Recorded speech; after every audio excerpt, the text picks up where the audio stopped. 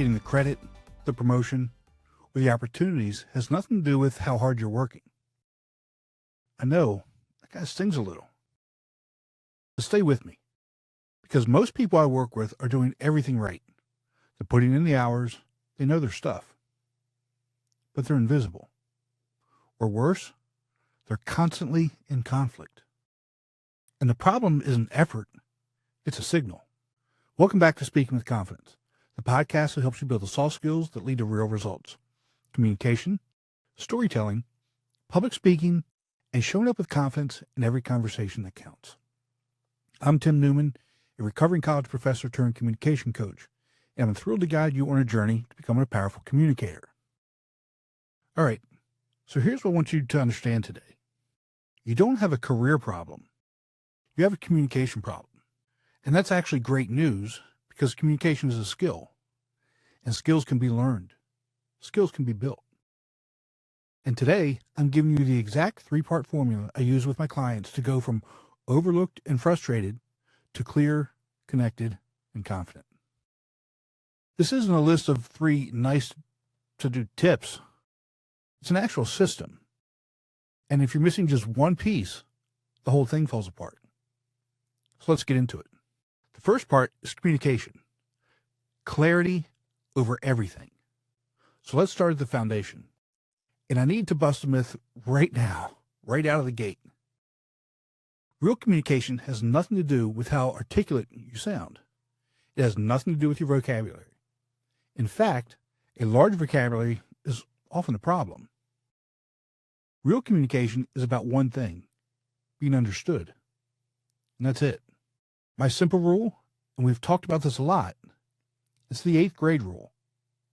If you can't explain your idea to an 8th grader, you don't understand it well enough to be communicating it at work yet. Because here's what actually happens when we hide behind jargon and complexity. It doesn't make us sound impressive. It makes us sound scared. Scared of being challenged. Scared of being wrong. Scared of the kind of simplicity that only real mastery brings. And John Maxwell talks about this in the law of connection. You move people through emotion, and you cannot connect emotionally through a fog of corporate speak. You connect through crystal clear human language.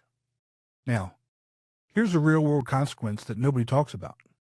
Every failed project, every blown deadline, every budget that got torched, it didn't start in the big team meeting.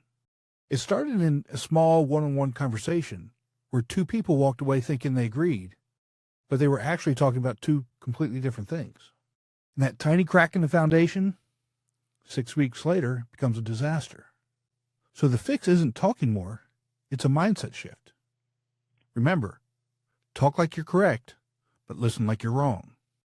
Your only goal in any conversation is mutual clarity. Not proving you're the smartest person in the room. Just, did they actually get it? Did you actually understand their concern? That's the foundation. And if you skip it, everything else you build on top of it will sink.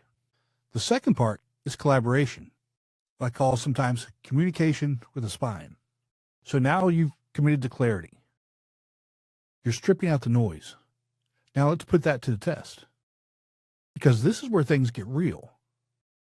Working with other people who have their own ideas, their own egos, and their own agendas is where most communication breaks down. And here's the mistake most people make.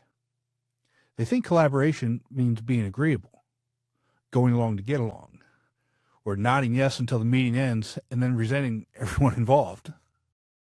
That's not teamwork. That's martyrdom. True collaboration is communication that's willing to handle friction. I use a framework I learned from Tim Elmore. He calls it the velvet brick. Here you're soft on the person, but hard on the problem. Respectful, empathetic, protective of the relationship, but absolutely unwilling to let a difficult personality or an awkward moment prevent you from solving the actual issue that's in front of you. Early in my career, I watched 2 project leads fail spectacularly at this. They were communicating constantly. Emails, meetings, you name it. But they weren't collaborating. They were talking past each other. Both were so focused on being right that they never actually addressed the actual problem, and the project failed. And that's the stress test for everything you built in part one. If you practice listening like you're wrong, you can navigate conflict without blowing up the relationship. You can hear the objection, acknowledge it, and steer the conversation back to the shared goal. Now, keep in mind the purpose of collaboration isn't harmony, it's a better result. And that's the messy, necessary middle step. You take the clarity from part one and you run it through the real-world obstacle course of other people. What comes out the other side is stronger than anything you could have built by yourself. And part three is public speaking, high-stakes collaboration. Now we take the whole system and scale it up. If collaboration is clear communication under friction, then public speaking is the same skill with 100 different agendas in the room and all the lights are on you. And here's the biggest lie we've been told. Public speaking is some separate magical talent you're either born with or not. It's not. It's applied confidence. And that confidence comes from knowing two things for certain. Your message is crystal clear, and you have the tools to handle any pushback that comes your way. I worked with a client who was brilliant one-on-one, concise, persuasive, sharp in meetings, but put her in front of an audience and she'd freeze. The problem wasn't the stage. The problem was that she saw the audience as a panel of judges there to critique her. Instead of a group of collaborators she was there to solve a problem with. So here's the reframe.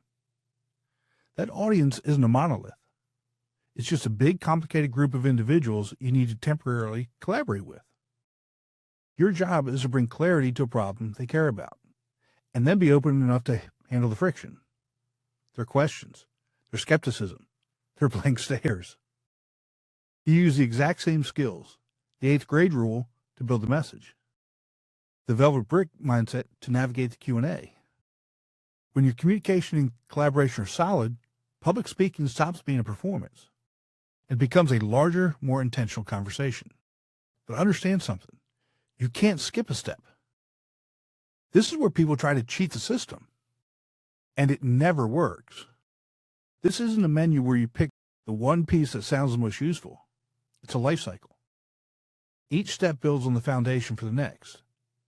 You cannot be a clear communicator in emails, but a nightmare in a team setting, and then expect to inspire that same team from a stage. And you can't be the person who's clear, kind, and brilliant in small groups, but terrified of the spotlight. That person is leaving almost all of their influence on the table. Because the ability to scale your message is where real leverage happens. The clarity you master in communication builds the trust that makes collaborative friction productive instead of personal. And that proven track record of navigating conflict and building things together is what gives you the unshakable confidence to step into the spotlight. You're not hoping you'll do well. You're relying on a system you've already stress tested. So here's what I want you to do. And notice I'm not saying get better at public speaking. That's the last domino to fall. Your only job this week is to pick one single conversation. It could be a meeting with your boss, a catch up with a direct report, maybe a call to a client. And then apply the 8th grade rule. Explain a complex project or recurring problem or a new idea with such simple language that there's zero chance of a misunderstanding. That single deliberate act of choosing clarity is the first brick. And you build the collaboration on top of that brick. And then the stage on top of that. Everything else you want flows from that one decision. That's all for today. Remember, we're looking for progress, not perfection. Be sure to visit speakingwithconfidencepodcast.com to get your free ebook, The Top 21 Challenges for Public Speakers and How to Overcome Them. You can also register for the Formula for Public Speaking course. Always remember, your voice has the power to change the world. We'll talk to you next time. Take care.